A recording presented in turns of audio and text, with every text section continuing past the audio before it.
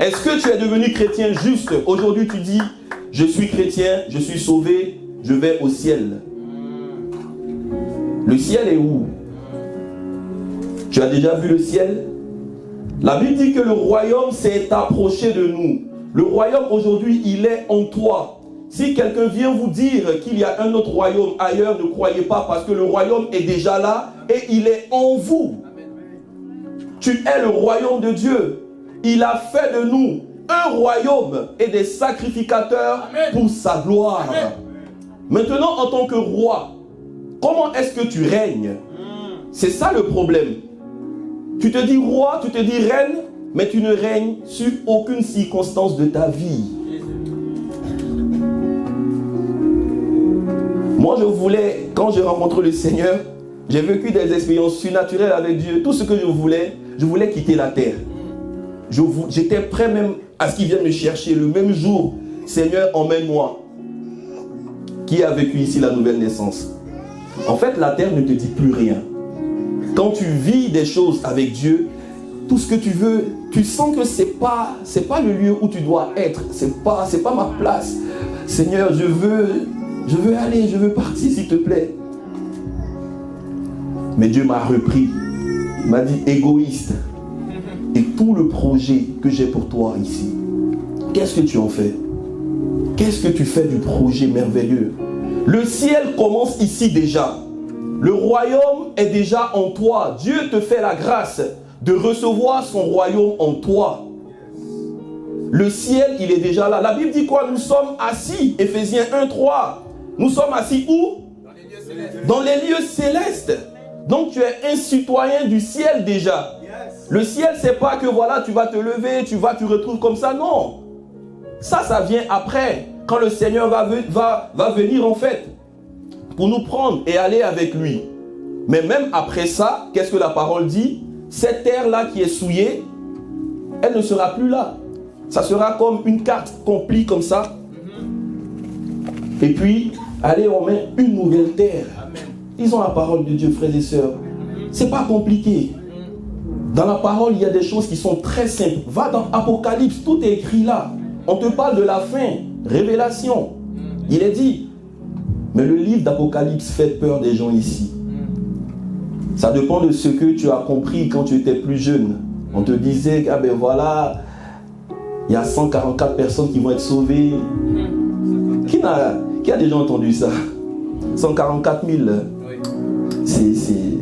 Dieu nous a créés pour pouvoir prendre 144 000 personnes pour partir. Quand même. Et c'est des choses auxquelles on croyait avant. Alléluia. Mais si nous sommes 7 milliards de personnes sur la terre, potentiellement, je dis potentiellement, les 7 milliards sont sauvés. Potentiellement. Et ça, c'est un rêve que j'ai, je ne sais pas, mais... Amen. Yes. Est-ce que tout le monde ne peut pas dire ensemble, Seigneur, je veux te recevoir dans mon cœur? Est-ce que Dieu n'est pas capable de ça? Moi, je crois que si. Dieu est capable. Est-ce que tout le monde ne peut pas crier ensemble, Seigneur, on te reçoit dans tous les pays du monde? Je ne sais pas, il y a combien de pays. Seigneur, on te demande pardon, on se repent, on veut te recevoir dans nos cœurs. Ça serait extraordinaire. Je crois que ce jour-là, en fait, le monde va s'arrêter. Mais c'est un rêve. Je ne sais pas comment on peut le faire. Mais Dieu est capable. Alléluia. Quelqu'un dirait, pasteur, il rêve trop. Mais moi, je crois que mon Dieu est un Dieu de grandeur. Alléluia. Dieu est capable. Dieu est capable de faire pousser notre voix très très loin. Amen. Et Dieu veut nous emmener dans un projet. Mais quand tu dis à Dieu, Seigneur, viens, j'ai commencé à préparer des trucs, viens m'accompagner. Dieu peut être là pour toi, mais c'est pas ce qui va te satisfaire. C'est pas ce qui va te satisfaire. Et très souvent, on se limite. On est comme programmé. Pour nous, la réussite avec Dieu, le succès avec Dieu, c'est quoi?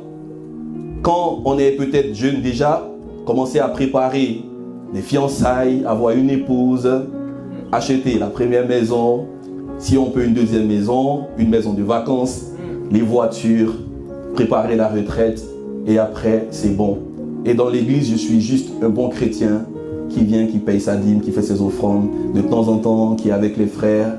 moi je suis un bon chrétien. Mais tu n'es pas satisfait. Tu n'es pas satisfait. Tu vis comme ça aujourd'hui. Dieu n'a rien contre ça. Mais tu n'es pas satisfait. Parce que tu sens qu'il y a quelque chose qui bouillonne en toi. Dieu est trop grand pour me laisser vivre cette petite vie chrétienne-là, entre guillemets. Tu n'es pas satisfait. Tu n'es pas content. Tu n'es pas... Dieu veut réveiller quelque chose en toi ce matin. Dieu veut réveiller quelque chose en toi ce matin. Et ça, souvent, tu te laisses dompter par l'ennemi qui te fait croire que c'est dans cette posture que tu dois te trouver en fait. Te retrouver dans cette situation où tu te contentes du peu. Tu te contentes du peu. Est-ce que tu es appelé à vivre une vie chrétienne de la sorte? Non. Est-ce que tu n'es pas appelé à vivre des miracles aussi? Yes. Tout à l'heure, le miracle dont la sœur parlait par rapport aux clés, par rapport à la voiture, est-ce que tu n'es pas appelé à le vivre aussi? Moi, personnellement, j'ai décidé de vivre le surnaturel de Dieu. Je ne veux plus en fait me fatiguer par moi-même en fait. Ça ne veut pas dire que je ne vais pas mettre l'intelligence que Dieu m'a donnée en exergue. Non, pas du tout. Mais j'ai décidé d'expérimenter le miraculeux de Dieu tous les jours de ma vie. Et par la foi. Par la foi. Par la foi. Est-ce que tu es capable de faire ce pas de foi aujourd'hui? Est-ce que tu es capable de prendre cette initiative aujourd'hui? Cette société que tu veux monter depuis longtemps, est-ce que tu as même essayé déjà de faire une démarche par rapport à ça? Est-ce que cette voiture dont tu rêves tant, est-ce que tu es même allé voir un concessionnaire? Et quand ma soeur parlait, je pensais aussi, Dieu m'a fait la grâce aussi d'avoir une voiture. Parce qu'à l'époque, j'avais une voiture, mais quelqu'un disait, un frère avec qui j'étais une fois, ah pasteur, tu as une voiture? J'ai dit, ça c'est pas la voiture que Dieu m'a donnée, mon ami. Non, ça c'est la voiture que moi-même je me suis prise. Ça c'est pour moi-même, mais Dieu ne me donne pas des choses comme ça, non. Dieu c'est un Dieu d'excellence. Et même ce que j'ai encore, c'est pas lui qui me l'a donné. Alléluia. Quand lui il donne, on sait. Amen. Mais on lui rend gloire pour toutes choses. Amen. Aussi moindre qu'elle soit. Même si on sait que notre Dieu est un Dieu de grandeur. Avec Dieu, il n'y a pas de petites choses. Alléluia. Il faut considérer tout ce que Dieu nous donne. C'est important. Amen. Qu'est-ce que tu attends pour faire ce pas de foi? Pour vivre des choses avec Dieu? Est-ce que tu le mets à l'épreuve? Est-ce que tu le mets à l'épreuve? Tu donnes ta dîme, ton offrande. À quoi ça sert? Est-ce que tu sais déjà la révélation qu'il y a derrière toutes ces choses? Ou bien tu les donnes juste comme ça? À un moment donné, tu vas être frustré. Tu vas voir les autres avancer. Tu vas voir les frères en train comment on dit ça, de grandir dans différents domaines. Mais toi, tu vas te dire, mais Seigneur, qu'est-ce qui se passe? Parce que tu ne veux pas simplement agir par la foi avec Dieu. Tu ne te laisses pas entraîner dans ce flot avec lui. Et souvent, on a toujours un plan à côté. Ah, je vais faire avec le Seigneur un peu. Quand ça ne marche pas, allez, on a déjà à l'idée une autre. Non. Ça ne marche pas comme ça. Ça ne marche pas comme ça avec Dieu. Ça ne marche pas comme ça avec Dieu. Soit tu crois en la parole dans sa totalité, soit tu ne crois pas. Dieu te demande de venir à lui. Amen. Mais tu mets un pied et en même temps tu es accroché derrière avec l'autre pied. Au cas où. Est-ce que notre Dieu est un Dieu d'au cas où? Donne-lui tout. Amen. Dieu veut tout. Yes. Tout ou rien, toujours. Dieu veut tout. Imagine-toi, tu achètes une maison et le propriétaire te dit, vous allez me garder quand même une chambre. Même si vous l'avez achetée, mais une chambre, de temps en temps, je pourrais venir me promener. Et quand je vais passer par là, je vais venir dormir un peu. Tu as acheté la maison ou pas? Et toi qui as été racheté tout entier par le sang de Jésus, et comment est-ce que tu peux laisser que l'ennemi vienne prendre une petite part? C'est même pas imaginable. Comment est-ce que tu peux lui permettre cela? Comment? Dieu est un Dieu d'entièreté, de plénitude. On a reçu quoi? La plénitude de l'Esprit de Dieu. Tu n'as pas reçu un peu de Saint-Esprit. Et le même esprit qui a ressuscité des morts Jésus-Christ, c'est le même esprit qui vit en toi. C'est pas un autre Saint-Esprit, non. Il n'y a pas deux Saint-Esprits. C'est l'Esprit de Dieu qui vit en toi. Dans sa plénitude, dans sa totalité. Nous avons pleinement Christ en nous. Qu'est-ce qu'on fait de ce Jésus qui est en nous? Qu'est-ce qu'on fait de lui? Qu'est-ce qu'on fait de notre Seigneur? Alléluia. La première chose qu'il faut savoir pour ne pas se laisser dompter, c'est de savoir que Dieu nous donne sa parole. Alléluia. Yes. Alléluia. Amen. La parole de Dieu. Amen. Parole. Matthieu 4, verset 4. Ah.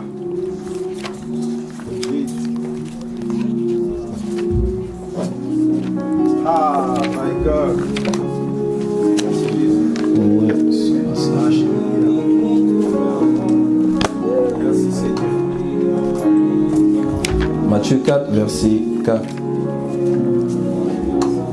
Jésus répondit, il est écrit, l'homme ne vivra pas seulement de pain, mais de toute parole qui sort de la bouche de Dieu.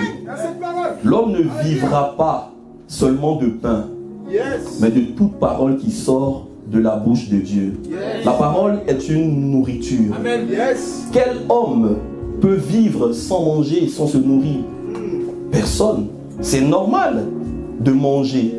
C'est normal de vivre en mangeant.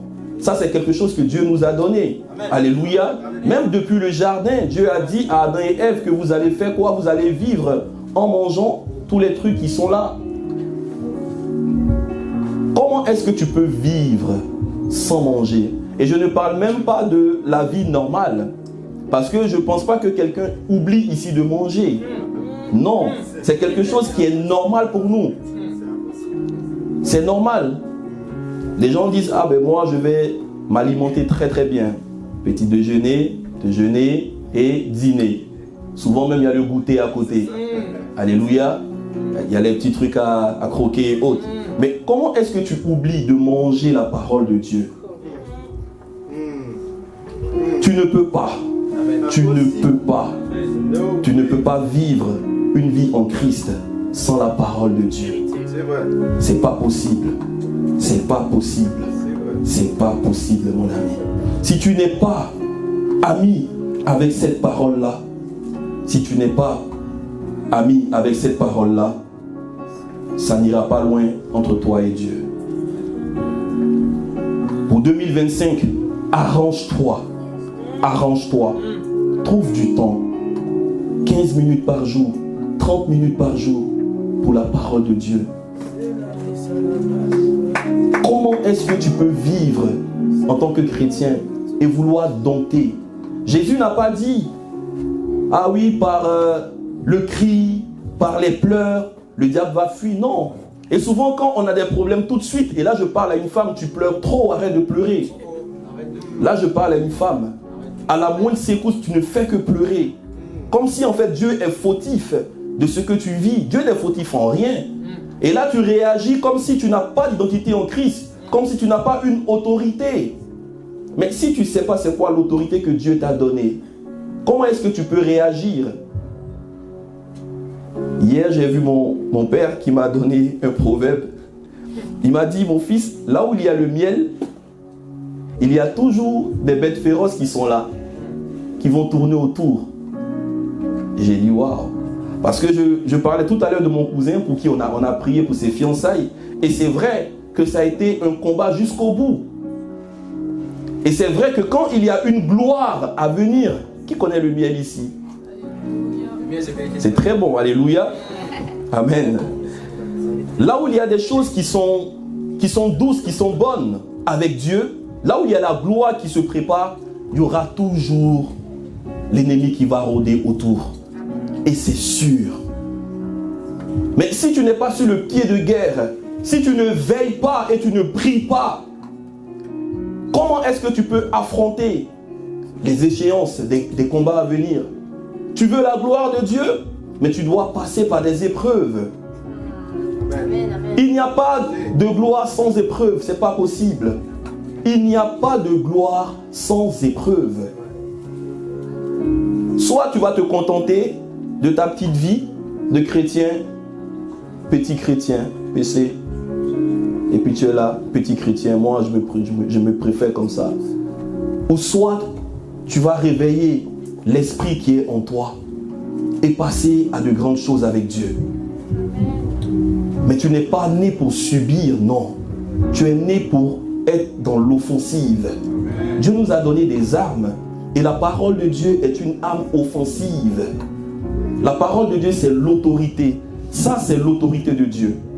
Dans nos différents pays, il y a l'autorité, mais personne n'est au-dessus de la loi qui est donnée.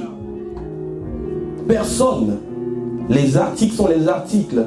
Tout ce qui est marqué, c'est pourquoi? C'est pour nous donner une autorité. Je crois que souvent, on a cette facilité ici en France de dire « je connais mes droits ». Je connais mes droits. Mais est-ce que tu connais tes droits en tant qu'enfant de Dieu? Tu es héritier, tu ne sais pas que tu es héritier. Comment tu peux être un enfant de Dieu et ne pas savoir que tu as un héritage en Christ? Et le premier héritage que Dieu nous a donné, c'est sa parole. C'est sa parole. C'est sa parole. Tu ne peux pas vivre une vie chrétienne sans la parole de Dieu, mon ami. C'est aussi simple que ça. Et vous savez, souvent, quand on revient sur certaines choses, c'est parce que Dieu voit en fait l'état de son Église. Les prédications qui sont données sont adressées à un type de personne. Je ne sais pas si je me fais comprendre. Parce que si on ne prend pas au sérieux les bases, on ne pourra pas avancer avec Dieu. Même si tu avances, à un certain moment, ça va caler. Ça va caler parce que tu auras raté la base. Sur quoi auras-tu bâti ta maison? Est-ce que ça sera une maison bâtie sur la joie que tu as quand tu te retrouves avec les frères et sœurs? Est-ce que ça sera une maison bâtie parce que peut-être un jour tu es venu à l'église, tu as vu des choses extraordinaires et que tu es reparti? Est-ce que ça sera une joie qui a été, une maison qui a été bâtie par rapport à une certaine expérience? Non. Tu dois vivre quelque chose avec Dieu. Tu dois avoir un point d'ancrage, si je peux le dire comme ça. Mais ce point d'ancrage, c'est Jésus-Christ. C'est ta communion avec lui. C'est le temps que tu passes dans sa parole. Combien de temps passes-tu à lire la parole de Dieu en vrai? Combien de temps? Et moi-même, je me parle aussi à moi-même. Même si je lis, je dois encore. Parce que je sais que non, je suis même pas là où je dois être là. Je suis même pas. Non. Ta soif va déterminer le reste. Amen. Mais si tu veux juste te contenter de ce que tu es aujourd'hui, c'est que tu n'as pas compris Dieu. C'est que tu n'as pas compris le plan de Dieu pour toi. C'est que tu n'as pas compris ce que Dieu veut faire de toi. Et si tu es encore vivant aujourd'hui, peu importe ton âge, il n'est jamais trop tard avec Dieu. Amen. Si Dieu t'a préservé jusqu'à ce jour, jusqu'en 2025, c'est pour repartir de plus belle avec lui. Alléluia. Il n'est jamais tard avec Dieu. Pour dompter l'ennemi, la première chose, c'est la parole de Dieu. Amen. La deuxième chose, je n'ai pas dit la deuxième personne, c'est prendre conscience de l'esprit qui vit en nous. Amen. Qui est le Saint-Esprit pour toi, mon ami? Qui est cette merveilleuse personne du Saint-Esprit pour toi? Tu as longtemps écouté des prédications sur le Saint-Esprit. N'est-ce pas qu'on aime ça? On aime écouter des prêches au Saint-Esprit. Bien souvent, on est là, Saint-Esprit vient. On le prend comme un petit ami, en fait, pour un moment. Et puis après, allez, à l'église, bon, allez, il était là, le Saint-Esprit. Il a agi puissamment. Ah, j'ai ressenti des frissons. Vous savez, ces dernières semaines, j'étais vraiment pas... Je ne vais pas dire que j'étais pas bien, mais j'étais dans un état où je me posais tellement de questions. J'étais en train, dans un moment de réflexion, et j'avais du mal à prier. Ça arrive souvent que tu n'as pas envie de prier. Moi, ça m'arrive. Peut-être vous les bons chrétiens, ça ne vous arrive jamais. En tout cas, je disais à Dieu, Seigneur, je n'ai pas envie de prier. Mais je prenais quand même mon petit tapis comme je le fais d'habitude et je m'asseyais et j'attendais qu'il me parle simplement. Et je pouvais rester là. Mais Dieu m'a parlé. C'est pas parce que tu n'as pas envie que tu ne vas pas aller vers lui. En fait, il a toute la solution. Et tant que tu vas rester dans ton coin parce que tu n'as pas envie, ben, Dieu ne va jamais te parler, mon ami. Avec Dieu, c'est pas qu'on a envie, non. C'est pas tes envies qui comptent, c'est pas tes émotions qui font quoi que ce soit à Dieu. Et souvent, on est des chrétiens blessés émotionnellement. Maladie émotionnelle. Et il y a plein de chrétiens, frères et sœurs, qui sont blessés émotionnellement. Je suis passé par là, je sais de quoi je parle. Ou bien vous êtes un autre style d'homme. Tu es chrétien, tu crois en Jésus, mais dans tes émotions, il y a des blessures. Qu'est-ce que tu fais de l'esprit qui vit en toi? D'abord, quand le Saint-Esprit vient en nous, la parole dit quoi? Jésus dit dans Jean, le Saint-Esprit, je vous enverrai un autre consolateur. Le Allos Parakletos. Un autre de la même nature que moi. Jésus, lui, il était un homme dans un certain périmètre. On le voyait. Emmanuel, Dieu avec nous. Mais après, il dit, il est avantageux que je m'en aille, afin que le consolateur ne vienne. Pourquoi on donne le titre de consolateur bien avant tout? Pourquoi? Est-ce que tu t'es déjà posé la question? Parce que l'homme réagit très très souvent par les émotions, par ses sens. Dieu sait que nous avons une âme. Et aujourd'hui, il y a beaucoup de chrétiens émotionnels. En fait, quand tout va bien, tu vas le voir là tout de suite à l'église, peut-être il y a une certaine atmosphère. Et il va commencer à chanter, louer. Mais au sorti de là, c'est comme si tout est resté ici en fait. Il oublie tout. Chez lui, il a tout oublié. Et là, ce sont les pleurs, les pleurs, les pleurs. Il y a quelqu'un qui a beaucoup pleuré encore hier nuit. Qui a pleuré hier nuit? Tu te reconnaîtras. Dieu n'est pas un Dieu d'émotion. Excusez-moi de le dire comme ça, mais Dieu s'en fout de nos émotions. Littéralement. Si tu ne sais pas qui tu es en Christ, toute ta vie chrétienne pourra être comme ça. Ça sera jalonné en fait de moments où tu es dans ces histoires d'émotions. La véritable prospérité en Christ, c'est la constance. C'est l'endurance. Alléluia. Et c'est quelque chose dont je me suis rendu compte.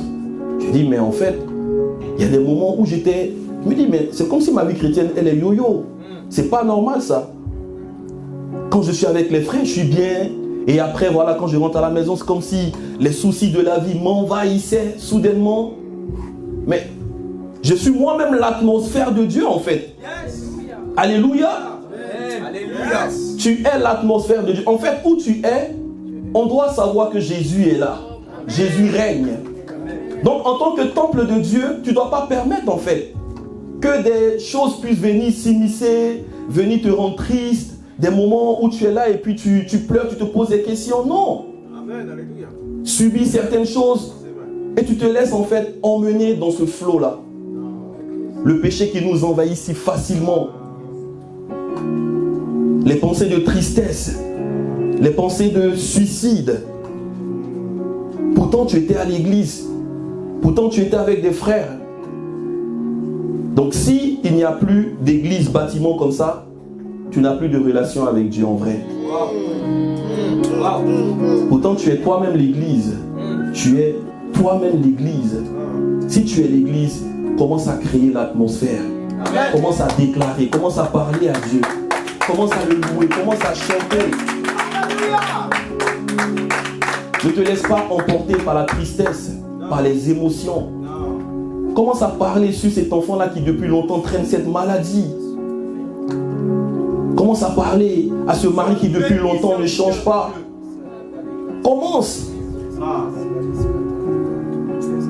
Cette femme qui depuis longtemps est en train de peut-être être dans les choses encore qui te fatiguent, tu pries, mais tu te dis, mais Seigneur, c'est bon, j'abandonne. Pourquoi tu abandonnes?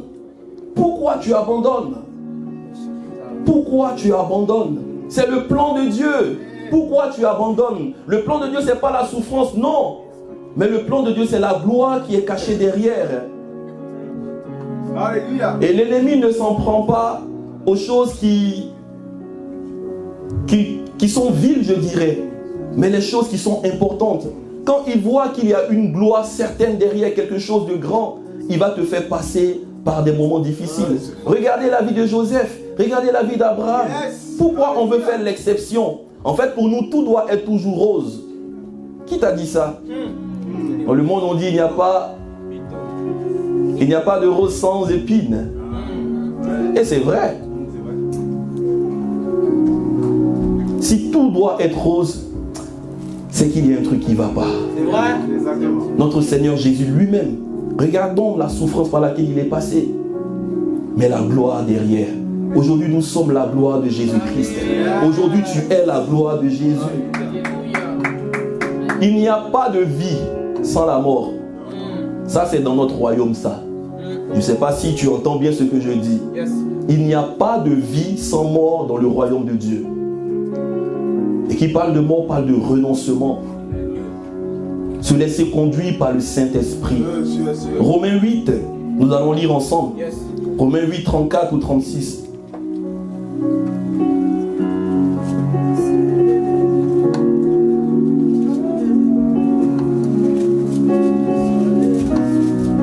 Et 36 pour voir, s'il vous plaît.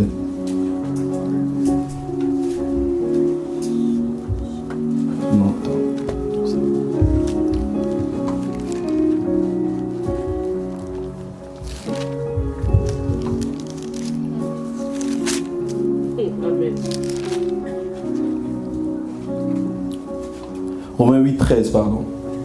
Ouais. Et vous n'avez pas reçu un esprit. Si vous vivez, en vous, si vous vivez en vous conformant à votre nature propre, vous allez mourir. Mais si, par l'esprit, vous faites mourir les manières d'agir du corps, vous vivrez. Si vous vivez en vous conformant à votre nature propre, vous allez faire quoi? Vous allez mourir. Et qui parle de nature ici, parle de qui nous sommes quand nous naissons en tant qu'hommes, normalement. Mais notre nouvelle vie en Christ est basée sur quoi? Sur la vie de l'esprit. La vie de l'esprit. C'est une personne. C'est une personne. C'est une personne qui vit en toi. C'est pas une sensation, c'est pas une émotion qui est passagère, non. C'est une personne avec qui tu dois avoir une relation tous les jours de ta vie. Est-ce que tu l'as rencontré, cette personne-là du Saint-Esprit? Est-ce que tu lui parles? Est-ce que même ce matin tu lui as dit merci? Il est réel, il est vivant, il est vrai, il parle, il agit, il est présent. Il est là, il est présent, mon frère, ma soeur. Ne le délaisse pas, s'il te plaît. Ne le délaisse pas. Il est avec toi. Et ce matin, il veut te fortifier à nouveau. Il est dit quoi? Vous allez mourir. Et c'est vrai que souvent, nous mourons spirituellement. Et qui parle de mort spirituelle, parle de mort physique même plus tard. Parce que là où il n'y a plus de vie d'esprit, c'est maintenant toi-même qui vas te conduire. Donc tu ne laisses plus la place à Dieu. Tu es en train de rater la cible. Et qui parle de rater la cible, parle de péché simplement. Souvent on croit que le péché c'est cigarette, fumée, tous ces trucs-là c'est pas bien. Non, c'est même pas bien. Ça c'est pas le péché en tant que tel. Ça ce sont les fruits du péché. Alléluia. Les fruits du péché. On parle de fruits de l'esprit. La joie, la tempérance, l'amour. Les fruits du péché, c'est toutes les choses qu'on fait qui n'ont rien à voir. Mais les fruits de l'esprit, quand souvent tu as la joie et qu'elle est momentanée, et que c'est une joie qui est passagère. Non, mais c'est que c'est pas la joie. En fait, tu as une joie circonstancielle, si je peux le dire comme ça. C'est dans certains moments que tu es joyeux. Oui, peut-être hier tu étais là, il y avait peut-être un mariage, tu es venu, tu as retrouvé des gens. Mais quand tu es seul, tu es dans une relation avec quelqu'un, pourquoi tu te détaches de cette personne qui te procure la joie? Mais si par l'esprit vous faites mourir les manières d'agir du corps, tout à l'heure je disais, il n'y a pas de vie sans mort dans le royaume de Dieu. Mais si par l'esprit, le Saint-Esprit vient déjà pour tuer des choses en nous. C'est vrai. Au départ, qu'est-ce que j'ai dit? Dieu est un Dieu qui démolit. Amen. Toujours. Et il veut démolir des choses en toi aujourd'hui. Il veut consumer des choses en toi aujourd'hui. C'est pas mauvais en soi, au contraire. Mais toutes ces émotions qui reviennent, toute cette colère, cette haine, ce manque de pardon que tu traînes encore tous les jours, tu iras où avec ça? Tu iras où avec ça? J'ai vu une image une fois où il y a un homme qui était en train de tomber dans un ravin et il était accroché à une branche. La branche représente Dieu. Et derrière, il ne voulait pas laisser un gros sac qui le maintenait. Et sur le sac, c'était écrit péché. Mais tu veux être sauvé, mais en même temps, tu ne veux pas laisser le gros sac que tu tiens. Tu n'as pas besoin de traîner toutes ces choses. Libère-toi. Laisse tout. Laisse tout. Laisse tout. En 2025, ne traîne pas les choses de 2024 encore. Certaines personnes sont encore de traîner, en train de tomber encore dans les mêmes travers de 2024. Non, c'est pas ce que Dieu veut pour toi. Laisse toutes ces choses et commence à prendre de nouvelles initiatives avec lui. Commence à lui dire, Saint-Esprit, je veux être dépendant de toi. Je veux être intime avec toi. Je veux avancer avec toi, peu importe les circonstances. Et souvent, je me mets dans une sorte de logique, en fait. On croit que la logique, c'est... Notre Dieu est un Dieu logique. Si Dieu ne voulait pas qu'on soit sauvé, il ne l'aurait pas fait, simplement. Et je crois que ce matin encore, j'étais là, j'ai dit, oh, merci Seigneur. Merci parce qu'à la croix, tu as donné ta vie pour moi. Même s'il n'y avait personne sur la terre, pour moi, seul tu serais descendu. C'est une logique, c'est normal. Il l'aurait fait. Parce qu'une âme n'a pas de prix. Est-ce que tu sais qui tu représentes pour le Père? Est-ce que tu sais l'héritier que tu es? Dieu a mis tout son espoir sur toi. Il a mis tout son espoir sur toi. Pourquoi tu laisses le diable venir encore rentrer et te malmener? Pourquoi est-ce que tu ne confies pas tout à ton Seigneur? Alléluia. Le Saint-Esprit, cette merveilleuse personne, on pourra parler de lui toute une vie. Alléluia.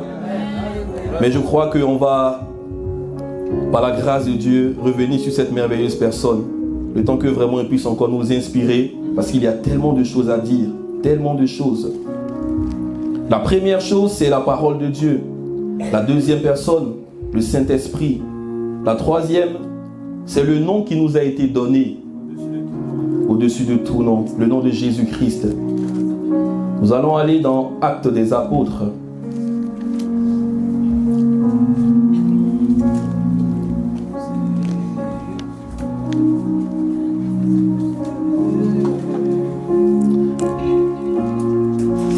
La Bible nous dit que nous avons reçu un nom.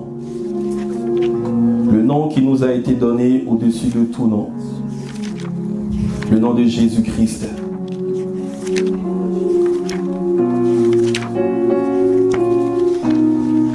C'est bizarre, pourquoi je retrouve mon passage? Acte 3.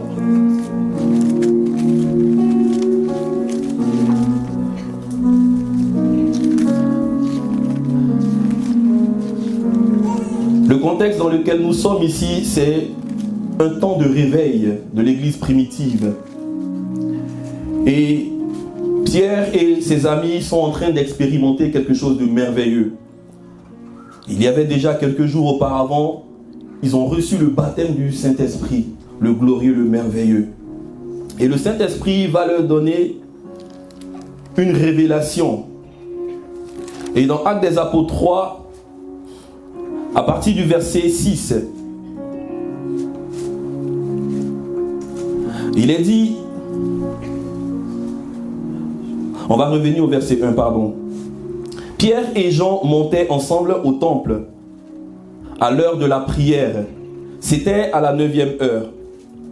Il y avait un homme boiteux de naissance qu'on portait et qu'on plaçait tous les jours, à la porte du temple, appelé la Belle, pour qu'il demande l'aumône à ceux qui entraient dans le temple. Cet homme, voyant Pierre et Jean qui allaient y entrer, leur demanda l'aumône. Pierre, de même que Jean, fixa les yeux sur lui et dit, « Regarde-nous !» Et il regardait attentivement, s'attendant à recevoir d'eux quelque chose. Alors Pierre lui dit, « Je n'ai ni argent ni or, mais ce que j'ai, je te le donne. Au nom de qui? Au nom de Jésus-Christ. Je n'ai ni argent ni or, mais ce que j'ai, je te le donne. Au nom de Jésus-Christ. » Au nom de Jésus-Christ. La Bible nous dit que le nom qui nous a été donné au-dessus de tous les noms, c'est le nom de Jésus-Christ. Acte 10, 38. Dieu nous a donné un nom. Aujourd'hui, on prend le nom de Jésus comme peut-être une formule magique. Ce n'est pas une formule magique, attention. On n'est pas dans un truc de fétiche, de talisman. Non, non, non, non, non. C'est un nom qui est très précieux. C'est un nom qui est très puissant. Avant Jésus-Christ, il y avait d'autres personnes qu'on appelait Jésus. Même Josué, ça veut dire Jésus. Alléluia. Mais Dieu nous fait la grâce de comprendre que le Jésus qui est descendu, le Christ, le Fils de Dieu, a fait quelque chose de merveilleux. Il est venu lui-même habiter en nous par l'Esprit de Dieu. Donc Jésus vit en qui? En chacun d'entre nous par le Saint-Esprit. Alléluia. Jésus vit en nous par le Saint-Esprit déjà. Comment est-ce que tu veux que Jésus, qui vit en toi, puisse agir dans toute sa puissance si tu ne manifestes pas la vie qu'il t'a donnée? En fait, tu le veux juste pour son nom. Tu le veux juste pour certaines situations. C'est là où tu vas prier, prier, prier. Et il y a quelqu'un qui prie. Et puis, à la fin, il dit, au nom de Jésus. Et quand il dit ça, en fait, c'est dit, là, Jésus l'a entendu. Mais c'est même pas ça, en fait, le truc de au nom de Jésus. Mais c'est toute la plénitude, en fait, qui est déposée en nous, dont nous devons prendre conscience, déjà. Qui vit en moi? Qu'est-ce que je fais de cette merveilleuse personne qui vit en moi? Comment est-ce que tu veux que Jésus puisse agir, puisse te secourir dans certaines situations? Si en vrai, tu l'emmènes par-ci, tu l'emmènes par-là. Si tu joues avec lui, en fait, simplement.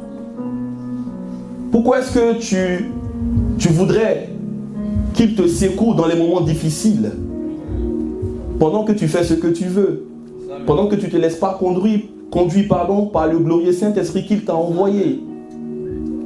En fait, les choses deviennent plus simples quand tu te laisses simplement emporter par le flot. Il n'y a plus de forcing. Amen. Quelqu'un disait hier, je parlais avec un frère, il disait, mais comment les gens ils font pour prier longtemps? Je dis, souvent on est bloqué, peut-être on va dire, je vais faire 10 heures de prière, 8 heures de prière. Quand je dis 8 heures, ça fait peur aux gens ici. Mais pourtant, ce n'est pas impossible. Ce n'est pas impossible. Même 24 heures, ce n'est pas impossible. Parce que le plus difficile, en guillemets, c'est de traverser. La Bible nous parle du tabernacle.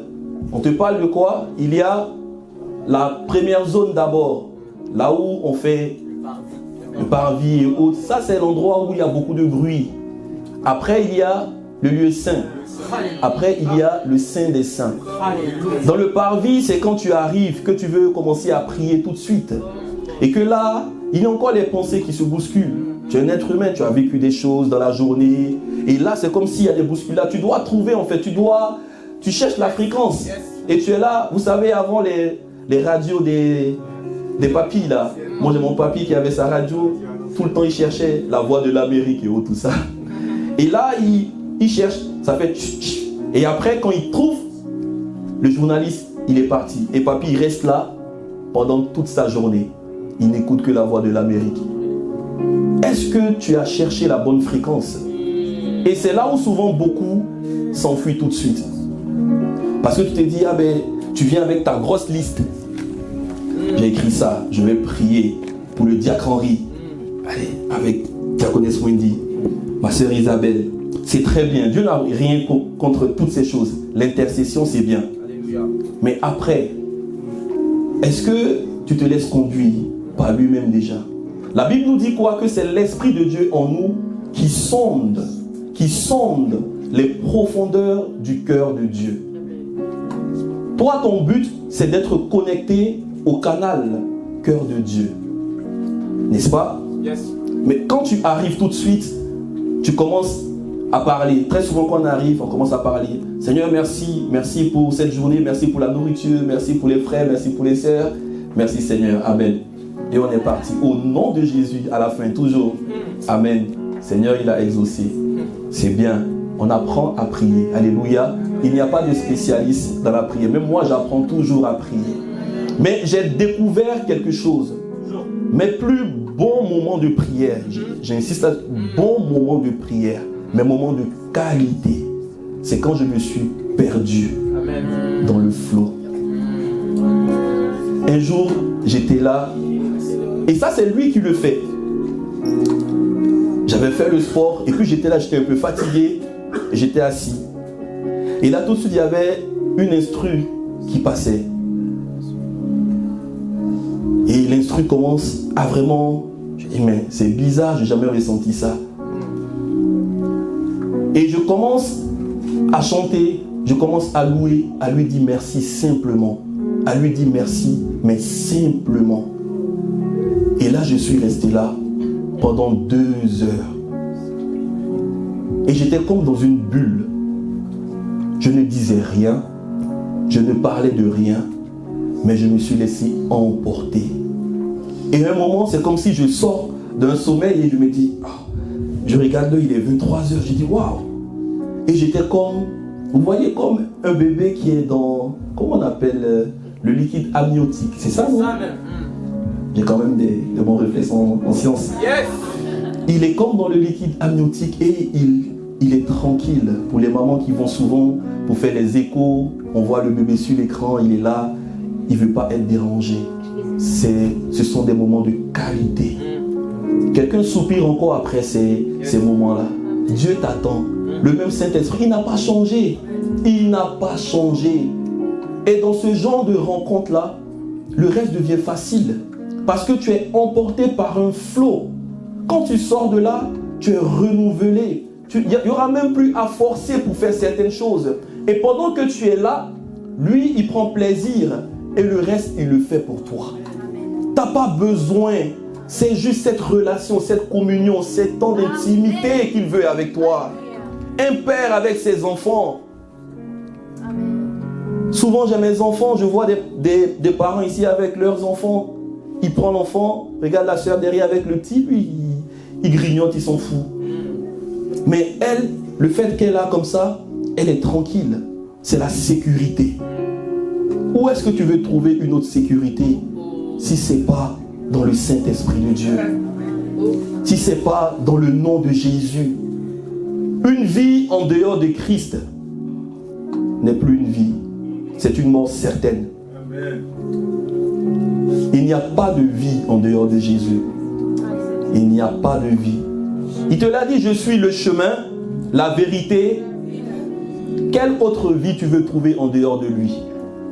Tout le reste n'est que mort. Tout le reste n'est que péché. Je vous le dis clairement. Tout le reste n'est que mort. Ne confondons pas la vie qu'on vit, la vie naturelle comme ça, et la vie en Christ. Quand tu es né de nouveau, c'est pour vivre une nouvelle vie. Amen. Voilà pourquoi on parle de nouvelle naissance. Amen. Et qui parle de naissance parle d'une vie qui suit. Les choses sont simples en fait avec Dieu. La vie normale nous enseigne aussi. Un enfant quand il naît, il vivait déjà. Il était dans le ventre. Il avait une vie là-bas. On est d'accord. Mais après quand il sort, il commence maintenant à vivre dans une certaine zone qui n'est pas trop confortable, mais il va avec le temps grandir. Parce qu'il aura des parents qui vont l'enseigner, qui vont l'éduquer. Amen. Et c'est pareil avec Dieu. L'enfant, il était peut-être avant, on était avec lui, on était tranquille. La Bible dit que, voilà, lui, il nous connaissait. Il nous connaissait où? En lui. Alléluia. Dans son sein. Dieu nous a toujours désirés. Dieu nous a toujours désirés. Il a soupiré après nous. Regarde-toi comme un enfant que Dieu a soupiré après lui. Dieu a désiré. Tu n'es pas, même si dans le monde aujourd'hui, on peut dire, ah oui, ça c'est un enfant indésiré, je ne sais pas, peut-être une personne ici, à qui peut-être ton père ou bien ta mère a dit, toi, tu sais, un moment, on n'a pas voulu vraiment, on ne t'a pas désiré, tu as même entendu ces choses. Peut-être un jour, tu étais derrière une porte, et puis tu écoutais la conversation de peut-être certaines personnes, et tu as entendu, on dit, ah ben lui, voilà, c'était pas un enfant désiré, on ne sait pas comment, ou bien, c'est même pas peut-être tes propres parents, et tu l'as découvert. Tu l'as découvert. Tu l'as découvert. Mais dis-toi une chose aujourd'hui. Tu as été désiré par Dieu. Dieu a toujours soupiré après toi. Dieu t'a voulu. Il t'a voulu. Il a soupiré après toi. Dieu a poussé. À la croix du calvaire, le Seigneur, il a gémi pour toi. Il a pleuré pour toi. Son sang a coulé pour toi. Il a crié pour toi. Quand il criait à la croix du calvaire, il poussait, il soupirait après toi.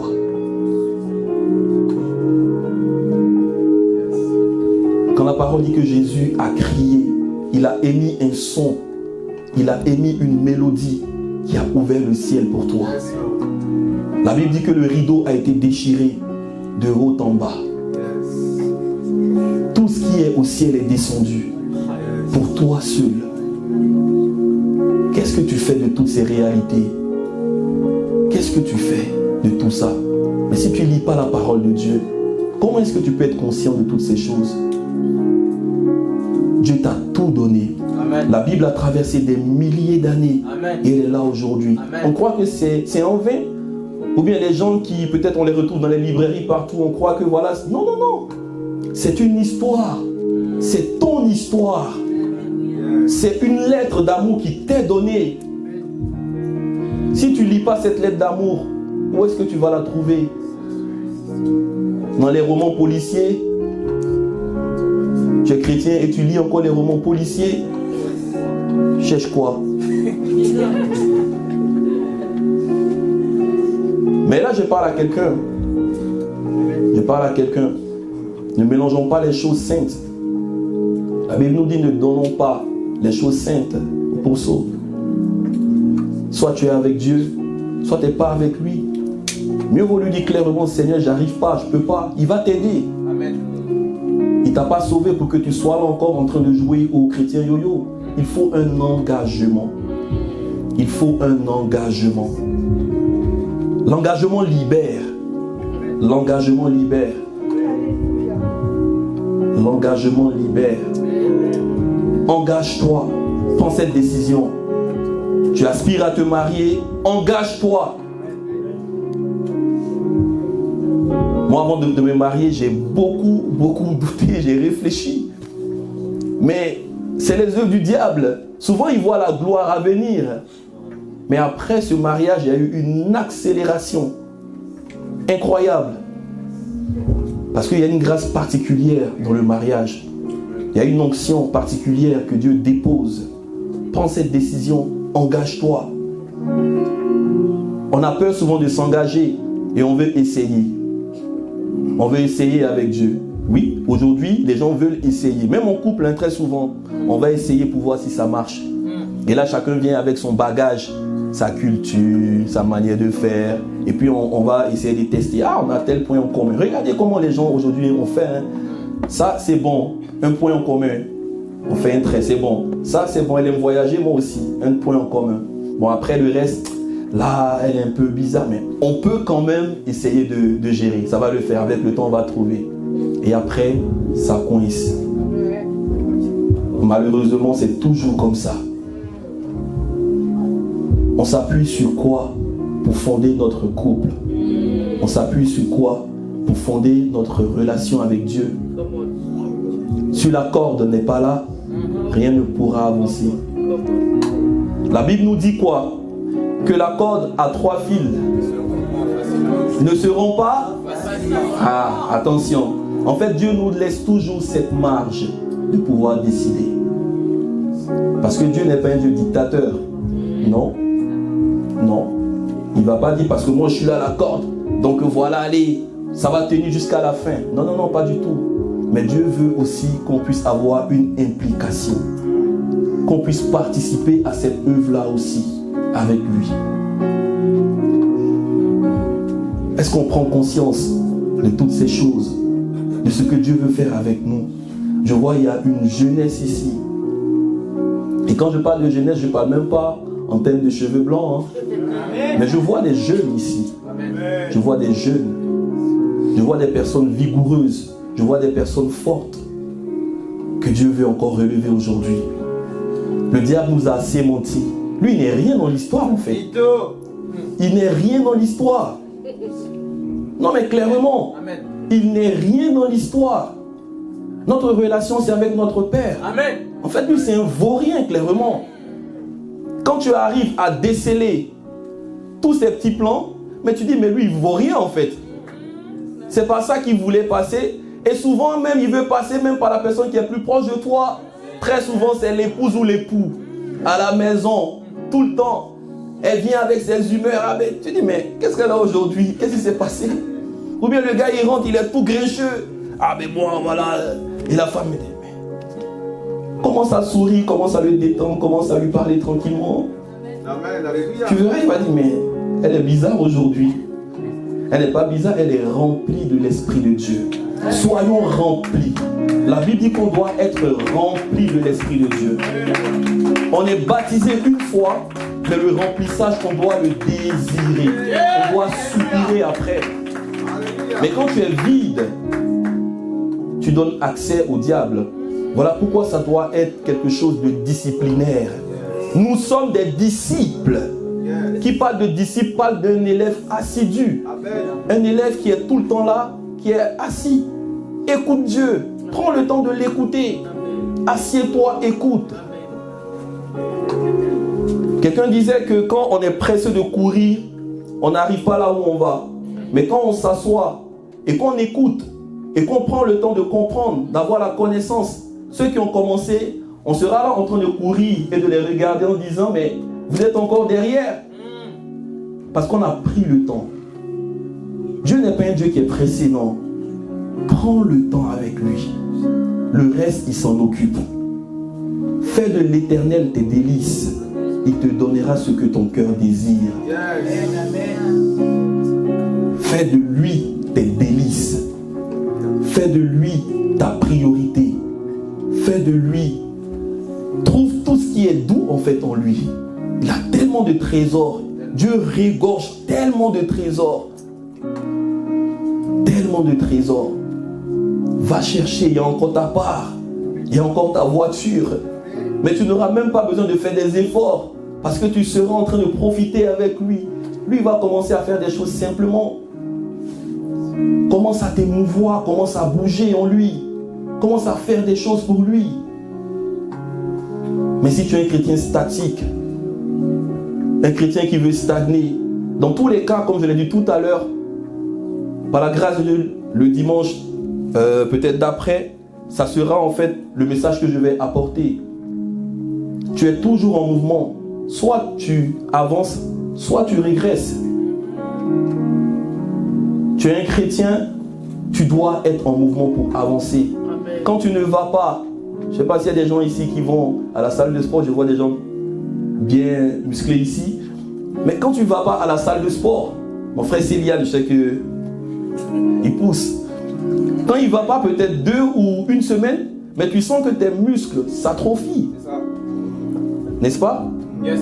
Donc il faut trouver en fait l'équilibre. Yes. Moi je vais pour trouver l'équilibre. Mais n'empêche que pour trouver l'équilibre, tu dois être en mouvement. Forcément. Pour trouver l'équilibre, tu dois être en mouvement. Il y a toujours un travail à faire. Il y a toujours quelque chose à faire. Parce que si tu ne fais pas, ben le diable va te faire. Lui, il est en perpétuel mouvement. En fait, tu dois être un disciple. Tu dois prier, tu dois jeûner. Comme tu respires, en fait. Je peux pas, même quand je fais 2 jours sans prier, je dis, ou je sais que je fais des prières peut-être par-ci, par-là, je suis pas bien. Je me sens en train de mourir, en fait. C'est devenu ma nature. Limite, je peux pas dire je viens ici et puis je suis là, j'ai pas prié. Qu'est-ce que je viens faire en fait? Je meurs. Quand je prie pas, je meurs. Quand je prie pas, je meurs. Est-ce que tu te vois pas dans ce truc-là aussi? Est-ce que quand tu restes 1 semaine sans prier, tu vois pas que ça dégringole? Tu vois pas qu'il y a des choses à côté qui retournent dans ton lieu secret? Et il ne faut pas que la prière soit pour toi comme un fardeau. Ça doit être des moments de qualité avec Dieu. Amen. Et tout à l'heure, je le disais, c'est pas comme si tu dois avoir envie d'aller prier forcément. Non, c'est pas une question d'envie. C'est une question de je dois le faire. Amen. Peu importe les circonstances. Qu'il pleuve, qu'il neige, je dois être là. Demain, c'est lundi. Peut-être il va pleuvoir. Est-ce que tu vas pas aller travailler? Pourquoi on trouve des circonstances? Il y a des gens qui ne sont pas venus aujourd'hui à l'église disant que le temps il est gris. C'est quelle qualité de chrétien en 2025 ça? Non mais soyons sérieux frères et sœurs. Soyons sérieux. Soyons sérieux. Pour le monde on est prêt à tout. Si on te dit que voilà, il y a un rendez-vous avec le président, même si c'est à 3h30 du matin, ben tu vas t'arranger. Peut-être dormir toute la journée, pour ne pas dormir la nuit pour être là. Même tu prends le matelas même pour aller te coucher devant l'Élysée. Il va me trouver là. Tu mets le réveil de réveil. Ça va sonner, ressonner. Pourquoi pour un temps de prière on ne peut pas faire ça? Est-ce que c'est sérieux? Est-ce que c'est sérieux? C'est pratique, c'est simple. Moi, je mets 3 alarmes. Amen. Amen. Il y a des moments où mon corps il est fatigué, je veux dormir. Mais quand je mets, je remets, je remets, je place, je mets tous les trucs, mais ça va sonner, ça va ressonner. Par moi, je vais prendre le téléphone, le balancer, les gars.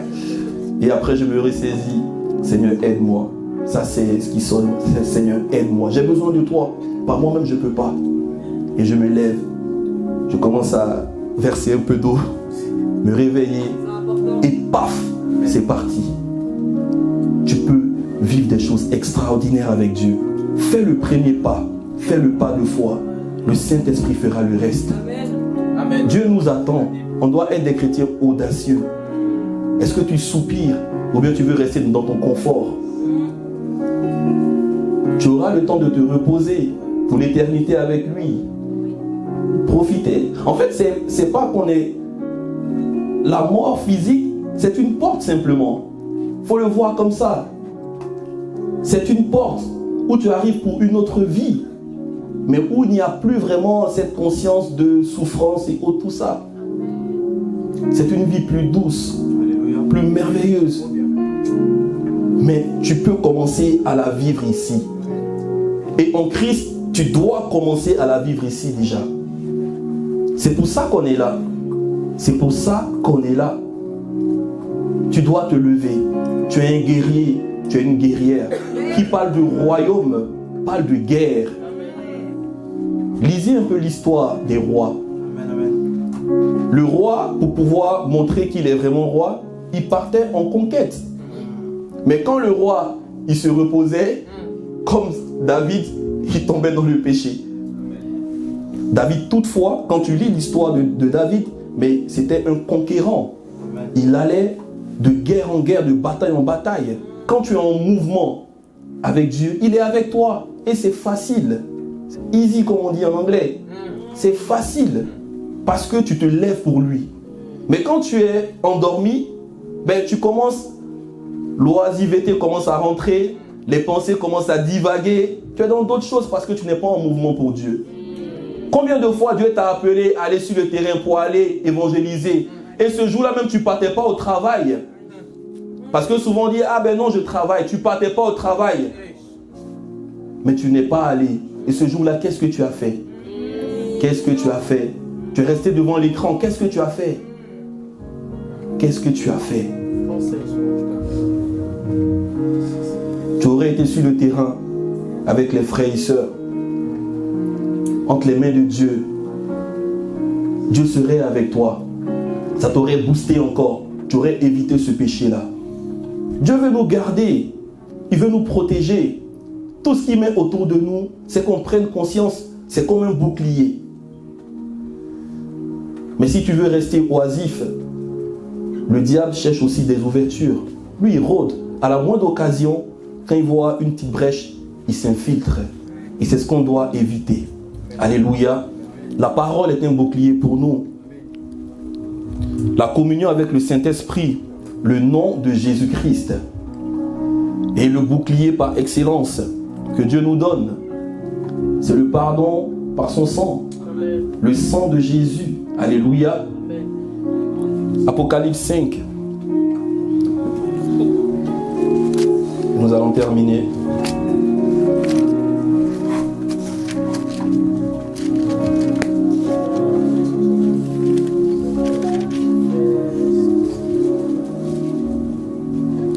Apocalypse 5, verset 9.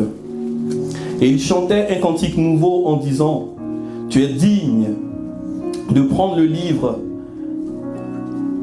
et d'en ouvrir les sceaux, car tu as été immolé et tu as racheté pour Dieu par ton sang des hommes de toute tribu, de toute langue, de tout peuple et de toute nation. Et tu as fait d'eux un royaume et des sacrificateurs. Alléluia. Il a racheté des hommes de toute tribu, de toute langue. Par quoi? Par son sang. Par le sang de Jésus. Qu'est-ce qu'on fait du sang de Jésus-Christ? Plaidons le sang de Jésus sur nos vies, sur nos foyers, sur nos couples. Avoir une révélation déjà du sang de Jésus. Est-ce que tu as expérimenté la puissance du sang de Jésus? Est-ce que tu sais que c'est le sang de Jésus qui t'a mis à part, qui t'a justifié, qui parle de justice, parle de trouver libre. Tu es acquitté en termes judiciaires, acquitté. Tu es libre, tu peux aller. C'est le sang de Jésus qui te donne cette liberté, qui te purifie, qui te sanctifie. Tu es encore avec ce joug de condamnation. Tu as encore peur par rapport à ce qui s'est passé. Dieu veut te pardonner, mais commence par toi-même déjà te pardonner. Alléluia. Et si tu veux te pardonner toi-même, c'est déjà en ayant la révélation de ce que représente le sang de Jésus pour toi. Dieu nous dit dans sa parole, dans 1 Jean 1, verset 9, que si nous reconnaissons nos fautes, il est fidèle et juste pour nous pardonner. Si tu n'as pas ces versets en cœur, je ne dirais pas en tête, mais en cœur, comment est-ce que tu peux avoir ces choses-là en fait? En fait, tu vas vivre tous les jours avec un joug de condamnation. Voilà pourquoi certaines personnes, il y a encore des fardeaux depuis des années encore qui sont là, qui les rongent, qui les fatiguent. Un esprit de condamnation. Le diable, il prend plaisir à ça. En fait, tu deviens comme son terrain de jeu. Ah oui, cette histoire-là, Dieu ne va jamais te pardonner. Qui a dit ça? Qui t'a dit ça? Qui a dit que Dieu nous sauve pour ne pas nous pardonner? Il ne voudrait pas te pardonner, il ne t'aurait même pas sauvé simplement. Mais son sang continue de te purifier continuellement. Le sang de Jésus coule encore aujourd'hui pour toi. Alléluia. Et si tu n'as pas cette conscience, aujourd'hui je viens encore te le répéter. et te le dire que le sang de Jésus coule encore pour toi aujourd'hui. Tant qu'on est encore là sur la terre, le sang de Jésus, tous les jours, il continue de couler encore. A fait grâce à des personnes qui sont sauvées de nouveau. Et pour toi encore, même si tu es tombé dans le péché, aujourd'hui, relève-toi, mon frère. Relève-toi, ma soeur. Je ne t'encourage pas à continuer dedans. Mais repens-toi sincèrement et reprends une nouvelle marche. Parce que le plan de Dieu tient pour toi encore. Personne n'est parfait.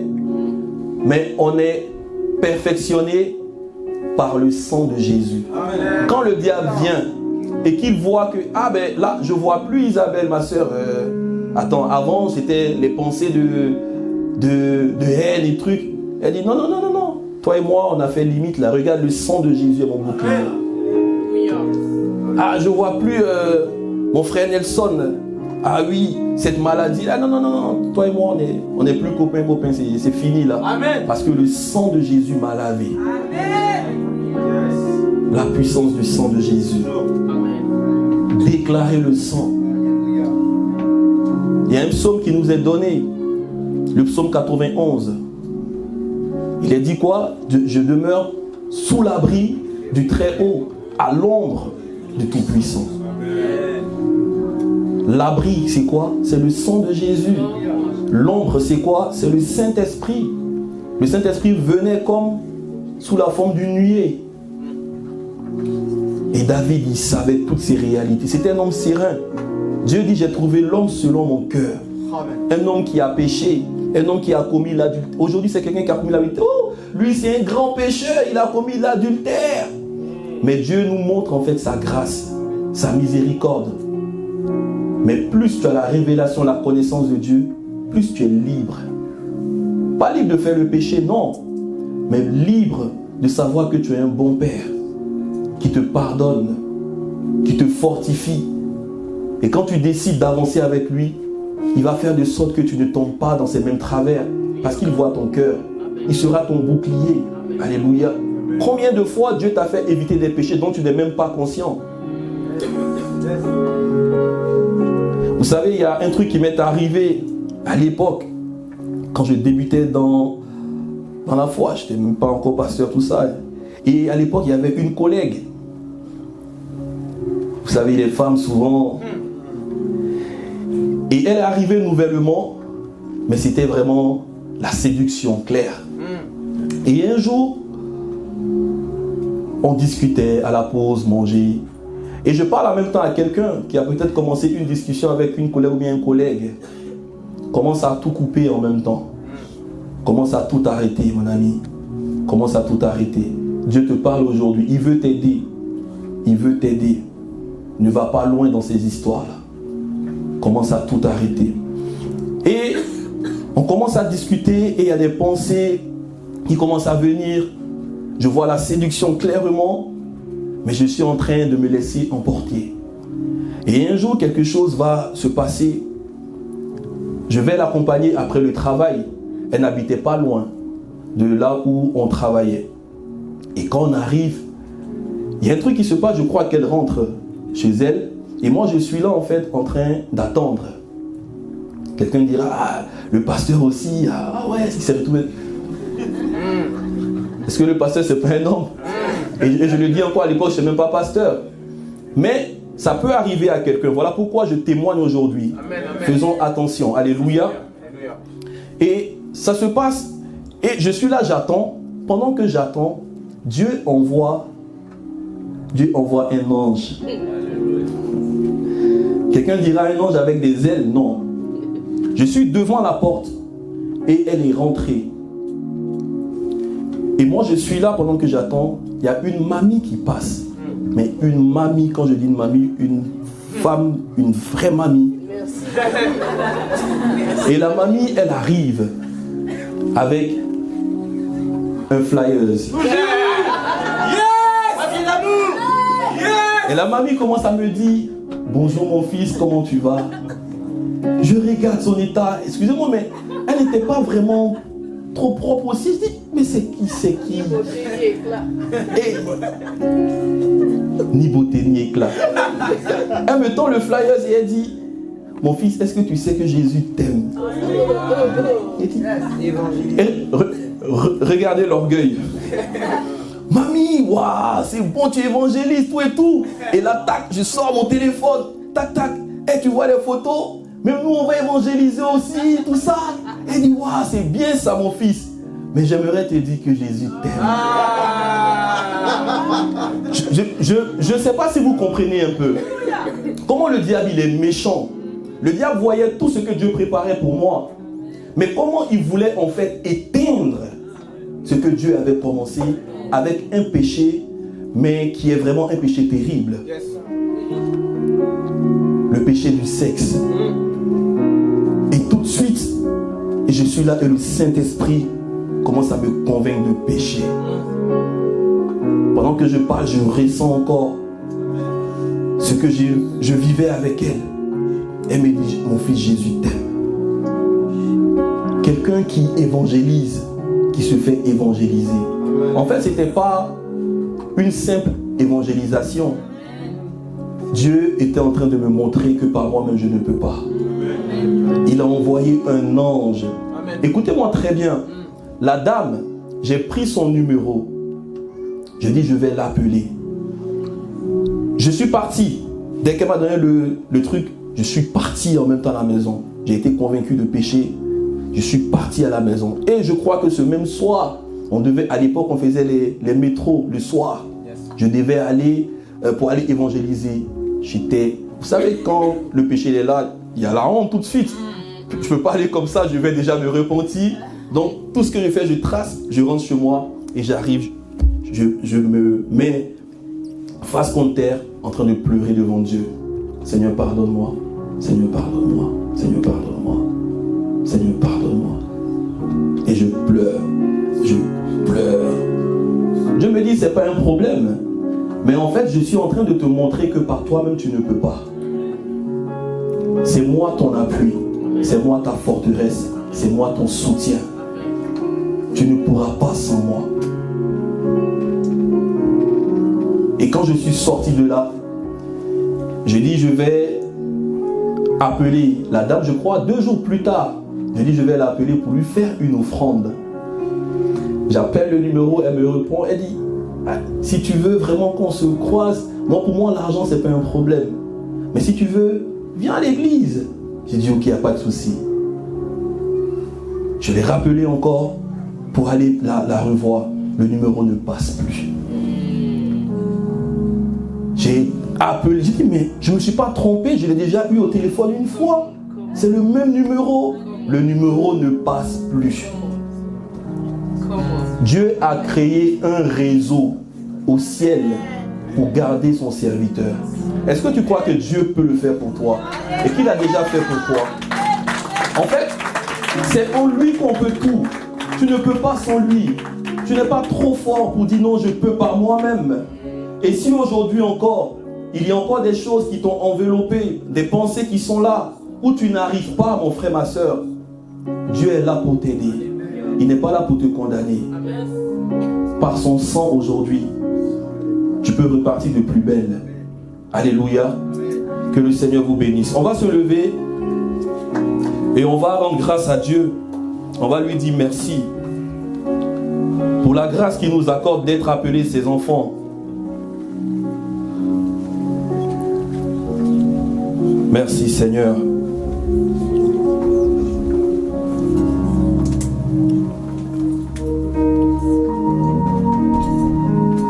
Merci Jésus.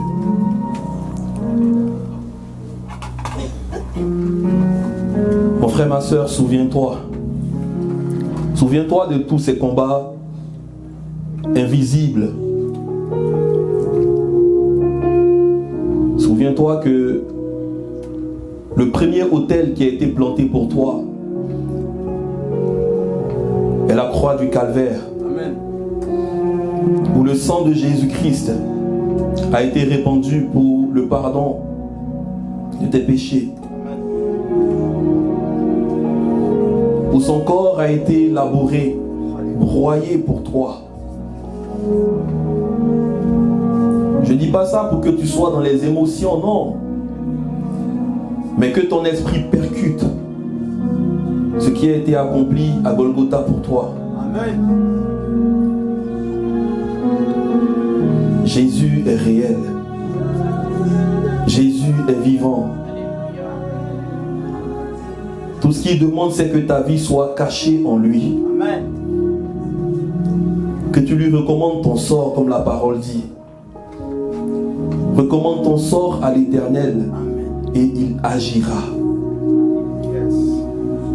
Tu n'iras pas loin sans lui. S'il te plaît, n'essaie même pas. N'essaie même pas. N'essaie même pas, ma soeur. N'essaie même pas, mon frère. Amen. Ce n'est pas en vain si tu es là aujourd'hui. Dieu veut te faire reprendre le chemin. Souviens-toi de ce premier amour. Souviens-toi de ces temps de communion. Souviens-toi de ce temps de liberté même, je dirais, où tu étais libre en Christ. Où tu allais vers lui, où tu déversais ton cœur. Le diable a trouvé une forme d'orgueil, croyant que tu peux faire les choses par toi-même. Mais tu n'iras pas loin sans lui, s'il te plaît. Aujourd'hui, prends la décision de repartir de plus belle. On est encore en janvier. C'est un nouveau mois pour cette année à venir. Et la décision que tu vas prendre va déterminer l'année en cours. Appuie-toi sur lui. Amen. Yes, Lord. Appuie-toi sur lui. Jésus est réel. Jésus est réel. Yes. Si tu avais élaboré des plans en te disant que si j'ai essayé avec Dieu, avec Jésus, que ça n'a pas marché, je vais passer à autre chose, commence à les détruire en même temps. Commence à t'appuyer sur lui. Alléluia. Si tu as besoin qu'on prie ensemble, tu peux t'approcher et nous allons prier ensemble. Merci Seigneur.